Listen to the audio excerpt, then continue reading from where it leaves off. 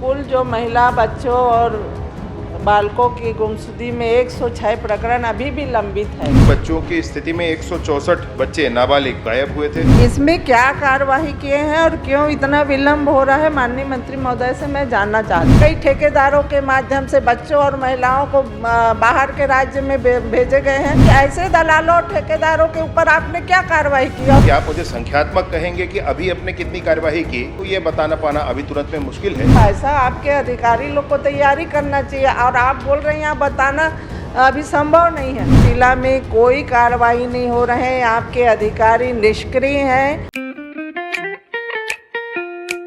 खुश है तो फिर खुशी मना ले, छोटा बड़ा केक मंगा ले। संगम में मिलता है बढ़िया केक, संगम में मिलता है बढ़िया केक। तीरंदाज श्रीमती अनिला भेड़िया जी। माननीय अध्यक्ष महोदय जी, मैं पूरे प्रदेश की जानकारी चाहिए थी, परंतु क्वेश्चन को तब्दील कर दिया गया है और खाली जिला का यहाँ जानकारी मिला है। तो मैं अब जो जिला के जानकारी दिए हैं उसमें भी जो 106 कुल जो महिला, बच्चों और बालकों की गुमशुदगी में 106 प्रकरण अभी भी लंबित है। तो वो कब के प्रकरण है और अभी तक इसमें क्या कार्रवाई किया गया? माननीय अध्यक्ष महोदय, प्रश्न का समय ही 2022, 23, 23, 24 और अभी जुलाई 2024 में 30 जून तक ऐसा पूछा गया था।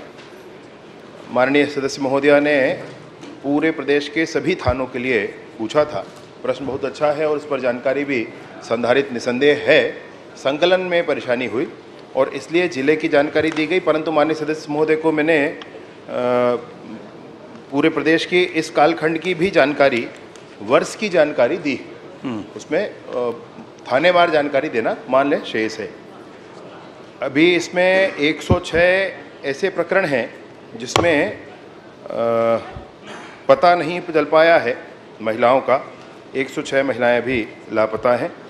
तो ये प्रारंभ से लेकर के इस पूरे कालखंड की 2022 में, 2023 में और इस समय 2024 में, तो 2024 तक के कुल ये स्थिति है जिसमें 33 अभी इस समय की हैं और शेष पुराने समय की हैं। खैर कभी की हो उसमें खोजबीन आवश्यक है। इसके लिए अपनी प्रक्रियाएं हैं, बच्चों के लिए अलग हैं, महिलाओं के लिए अलग हैं। उन सारी प्रक्रियाओं पर पुलिस अनवरत काम करती है।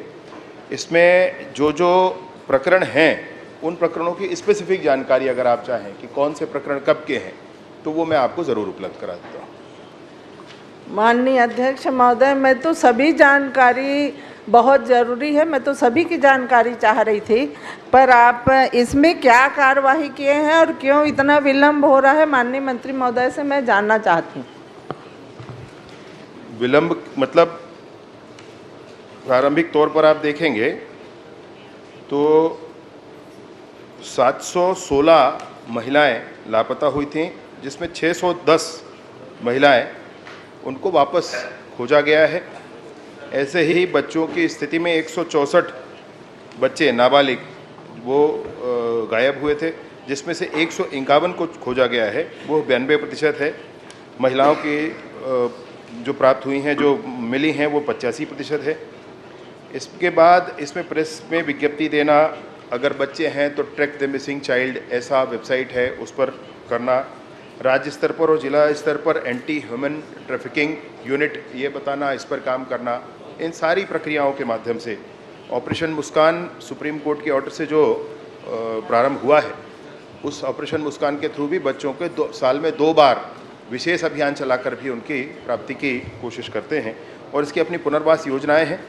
तो इन सारे माध्यमों से महिलाएं या बच्चे जो भी लापता हैं उनकी खोज लगातार माननीय अध्यक्ष महोदय, मैं तो बस यही जानकारी चाहिए थी कि ये विलम्ब क्यों हो रहा है, क्योंकि आपके इतने साइबर सेल है, आपके महिला सेल है, आपके पूरे आप कह रहे हैं कि प्रचार प्रसार भी करा रहे हैं, उसके बाद भी इतने पूरे प्रदेश में ये अपराध बढ़ते जा रहा है।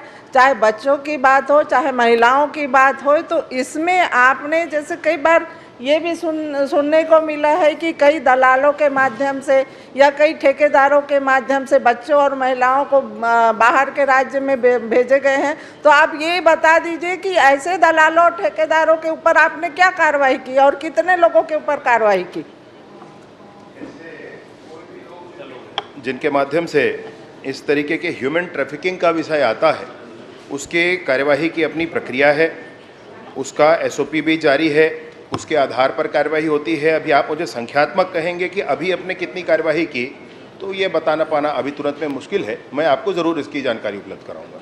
नहीं सर, जब क्वेश्चन लगता है तो ऐसा आपके अधिकारी लोग को तैयारी करना चाहिए, और आप बोल रहे हैं यहाँ बताना अभी संभव नहीं है, तो कम से कम आप प्रदेश का नहीं बता पा रहे हैं तो जिला का ही बता देते कि ऐसा हमारे जिला में कोई सक्रिय है क्या, ऐसे दलाल या ठेकेदार जो बाहर के प्रदेशों में लेके लड़कों को, लड़कियों को, महिलाओं को इस तरह के कृत्य कर रहे हैं, इसके बारे में आप जानकारी दीजिए।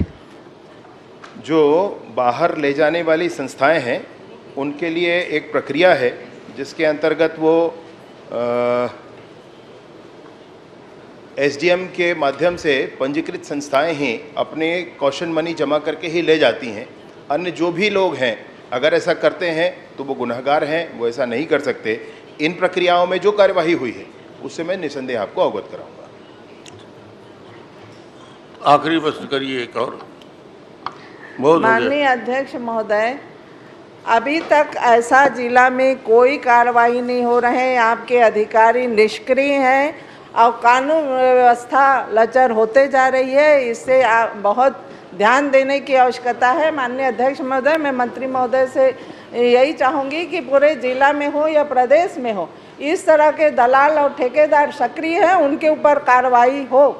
ये मैं आपके माध्यम से माननीय मंत्री महोदय से कहना चाहूँगी। जी जी, माननीय अध्यक्ष महोदय, काफी गंभीर विषय है, चिंता कर लेंगे आप। जी माननीय रोहित जी। स्पर्श multi speciality hospital full time विशेषज्ञों की देखरेख में पैथोलॉजी और डायग्नोस्टिक की बेस्ट इन क्लास सुविधा, साथ ही दे रहा है न्यूनतम दर पर हेल्थ पैकेज की सुविधा। स्पर्श मल्टी स्पेशलिटी हॉस्पिटल, एक एहसास अपनेपन का।